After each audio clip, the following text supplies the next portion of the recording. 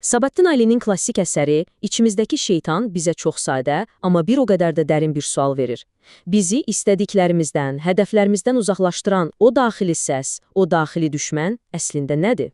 Gəlin, hər birimizin içində zaman-zaman baş qaldıran o tənbəllik, zəiflik və özümüzü sabotaj hekayəsinə birlikdə baxaq. Baxın, romanın əsas qəhrəmanı Ömər daim onu izləyən bir qüvvə ilə boğuşur və bu qüvvəyə çox sadə bir ad qoyub. Şeytan. Bu, elə bil ki, onun bir addım arxasınca gəzir, hər fürsətdə qulağına nəsə pıçıldayır və onu yolundan döndərməyə çalışır. Sanki bir kölgə kimidir, amma ondan qaçmaq mümkün deyil. Amma dərhal deyim ki, buradakı şeytan hansısa fövqəladə bir varlıq deyil əsla. Bu, insanın öz içindəki qüsurların, zəifliklərin, cəmiyyətdən gələn təzyiqlərin və bizi yolumuzdan saxlayan o daxili mübarizələrin çox güclü bir metaforasıdır. Yəni, Sabahattin Ali bizə demək istəyir ki, əsl düşməni kənarda axtarmayın, o elə içimizdədir. Yaxşı, bəs bu daxili şeytan kimin həyatında peyda olur? Gəlin hekayənin mərkəzində dayanan o idealist amma eyni zamanda öz düşüncələri içində itib batmış qəhrəmanla tanış olaq və onun bu mübarizəsinə yaxından baxaq. Deməli, bir tərəfdə Ömər var. İdealları olan, amma dəhşətli bir ətalət içində boğulan, özünə şübhə edən bir gənc. O biri tərəfdə isə Macizə. Bütün diqqətini musiqiyə verib, bu xaosun içində səmimi və məqsədli bir həyat qurmağa çalışır. Onların qarşılaşması əslində tamamilə fərqli iki dünyanın toqquşması kimidir. Ömər Macidə ilə tanış olanda elə bilir ki, nəhayət öz daxili fırtınalarından xilas olacaq bir yol tapıb.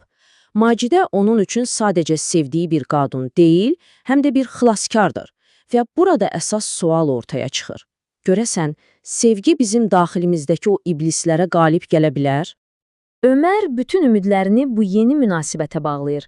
Elə düşünür ki, Macidənin sevgisi onu özündən xilas edə biləcək yeganə qüvvədir.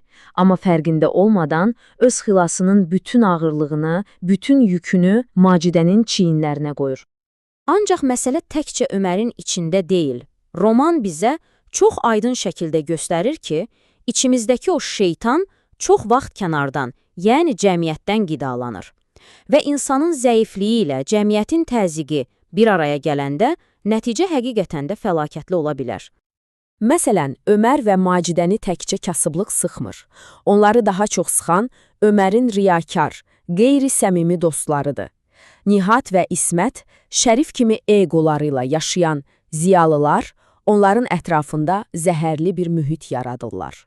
Və bu mühit, təbii ki, Ömərin içindəki şeytan üçün mükəmməl bir qida mənbəyinə çevrilir.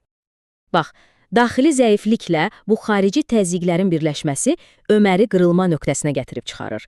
Və bu, onun özünü məhv etmə spiralının, yəni özünün ən qaranlıq tərəflərinə təslim olmağa başladığı anın başlanğıcıdır.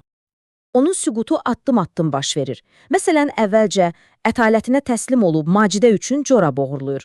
Sonra sərxoş olur və paranoyaya qapılaraq ən yaxın dostu Bədrini yalandan günahlandırır. Və sonda da bir siyasi intriqanın ortasında qalır, oyuncağa çevrilir və həbs olunur. Hər addım onu daha da dərinə, öz qaranlığına doğru çəkir. Amma hekayət tamamilə ümidsiz notlarla bitmir. Roman bizə o daxili şeytanla mübarizə üçün fərqli, bəlkə də daha güclü bir yol təklif edir. Başqasını xilas edə bilməyəndə özünü xilas etmək. Macidə çox çətin bir qərar verir və Öməri tərk edir.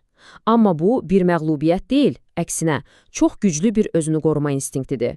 O anlayır ki, bəzən ən cəsur hərəkət başqasının xaosunda boğulmaqdansa özünü xilas etməkdir. Romanın əsas mesajı məncə personajların öz daxili şeytanları ilə necə fərqli şəkildə mübarizə aparmasında gizlənib. Baxın, Ömər zəifliyinə təslim olur, Nihat və onun çevrəsi riyakarlığı bir həyat tərzinə çevirir, amma Macidə və Bədri bütün bu xaosu rədd edib öz prinsiplərinə sadiq qalırlar və hər bir seçim onları tamamilə fərqli bir taliyə aparır. Və nəticədə roman bizə deyir ki, əsl qələbə o xaosla döyüşmək deyil. Əsl qələbə Macidənin Bədri ilə birlikdə seçdiyi yol kimi sakit, prinsipli və səmimi bir həyat qurmaqdır. Bəzən ən güclü mübarizə sadəcə dürüst və səmimi yaşamaqdır. Beləliklə, içimizdəki şeytan bizi özümüzlə üz-üzə qoyur və bir sualla tək buraxır. Əgər o şeytan dediyimiz əslində bizim öz zəifliyimizdirsə, bəs biz onun bizə qalib gəlməsinin qarşısını necə alacağıq? Maraqlıdır ki, 1940-cı ildə verilən bu sual bu gün də öz cavabını axtarır.